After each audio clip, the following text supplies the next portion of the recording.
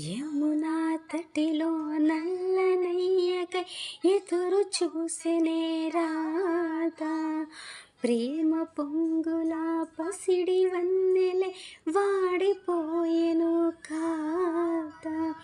ప్రేయి గడిచెను పగలు గడిచెను మాధవుండు రాలేదే, రాసలీలల రాజు రానిదే రాగబంధమే లేదే.